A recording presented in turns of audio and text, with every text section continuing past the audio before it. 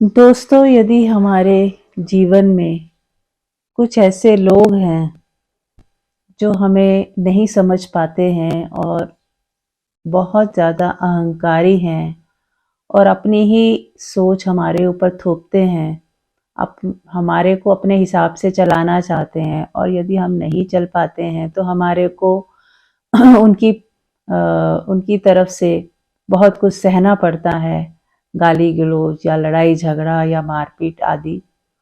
तो यदि आप ऐसे ही किसी चीज़ के शिकार हैं तो क्या करें? तो फ्रेंड्स, मैं ये कहना चाहूँगी कि यदि हमारे परिवार में कोई ऐसा व्यक्ति है जो इस तरह से हमें प्रताड़ित कर रहा है, तो पहले तो हम उसे समझने की कोशिश करेंगे कि वो व्यक्ति अ, अपने आप में क्या है। तो ऐसे जो लोग होते हैं ना, वो लोग हमें जानबूझ के ऐसा कर रहे हो ऐसा नहीं है। वो उनका पर्सनैलिटी ही ऐसी है। वो यही कर सकते हैं, वो यही दे सकते हैं। उनके पास अहंकार ही है देने को। उनकी सोच ही ऐसी बन चुकी है। वो समझ ही नहीं सकते कि वो कर क्या रहे हैं। तो फ्रेंड्स, ऐसे लोग यदि हमारे साथ हैं तो पहली बात तो उन्हें एज इट इज स्वीकार कर लें कि ये व्यक्ति ऐसा है, इसकी तरफ से मुझे ये ही मिलने वाला है। अब यदि आपके पास कोई चॉइस है दूर जाने की, हटने की, तो ज़रूर वो अपनाएं और जैसे भी करके उससे दूर हो जाएं या इस तरह से अपना अपना शेड्यूल बनाएं कि कम से कम वास्ता पड़े, कम से कम उसका सामना हो। पर फिर भी जितनी देर सामना हो रहा है, और बहुत बार ऐसा होता है कि सामना न भी हो रहा हो, पर जो उस व्यक्ति ने जो भी किया होता है वो हमारे भीतर इतना चला जाता है कि हम उसी को बार बार सोचते रहते हैं और पूरा टाइम ही दुखी होते रहते हैं। तो फ्रेंड्स, ऐसा हमें नहीं करना है, क्योंकि वो व्यक्ति तो कह के चला गया। मान लो उसने 2 मिनट आपको उल्टा सीधा बोला और वो व्यक्ति अपने काम धंधे में चला गया। अब वो 2 मिनट यदि 2 ही मिनट रहता, हम 2 मिनट दुखी होते और जैसे वो जाता आप भी बिल्कुल खाली हो जाते कि ठीक है, इसका तो स्वभाव ऐसा ही है, इसने ऐसा ही बोलना है। ये किसी दिन ना बोले तो आश्चर्य है कि इसने ऐसा नहीं बोला। तो आपको भी समझ लेना है कि ये बंदा हमेशा ऐसा बोलेगा ही। तो हमें अफेक्टिव नहीं होना, हमें उसकी बातों को लेके अपने भीतर नहीं ले जाना। यदि हम ऐसा कर पाए तो आप पाओगे कि आपका 80-90% दुख जो है कम हो गया, क्योंकि आपने उसे अपने भीतर नहीं ले गए। आप उसकी बातों को, उसकी उसने जो भी कहा उससे आप दुखी सुखी नहीं हुए, उसे परेशान नहीं हुए, अपने आप को कोसने नहीं लग गए या उसको नहीं कोसने लगे। आपने बस उसे शांति से सुना, प्रेम, उस पे दया ही रखी, उस पे करुणा रखी कि ये व्यक्ति इस अहंकार वाले गुब्बारे से बाहर नहीं आ पा रहा है और सेम चीज रिपीट कर रहा है, इसकी पर्सनैलिटी है ही ऐसी। तो ठीक है, आपने उसे स्वीकार कर लिया, प्रेमपूर्ण स्वीकार कर लो और फिर वो जो भी कुछ बोल रहा है चुपचाप सुन लो।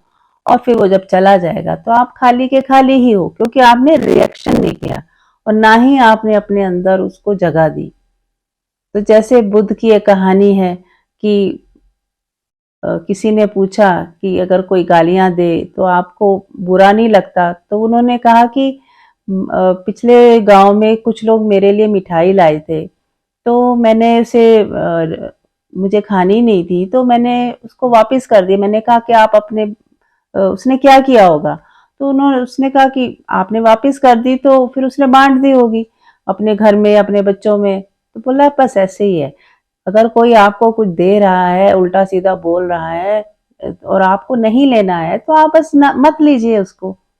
तो वो उसका वहीं पे गिर जाएगा और खत्म हो जाएगा। तो ये सूत्र बहुत ही कीमती सूत्र है। आप इस चीज को समझें और अपनाएं तो आपकी जिंदगी बहुत ही सुंदर हो सकती है। बल्कि सामने वाले की वजह से आपको एक मौका मिल सकता है साधना का, कि कैसे ऐसे लोगों के बीच में भी आप शांत रह सकते हैं। तो ये बहुत बड़ी आपके लिए भी खुशी की बात होगी कि यदि आप ऐसा कर पाएँ कि कोई आपको बुरा भी बोल रहा है कोई आपको गालियां दे रहा है या कोस रहा है या आपकी कमियां निकालता है या शिकायतों से भरा हुआ है, तो वो उसका स्वभाव जानकर उसके प्रति भी आप यदि प्रेमपूर्ण हो पाते हो, फिर भी उसका भला सोचते हो, उसको प्रेम करते हो या उसकी किसी भी बात का बुरा नहीं मानते हो, तो कोई प्रॉब्लम वैसे ही नहीं रह जाती।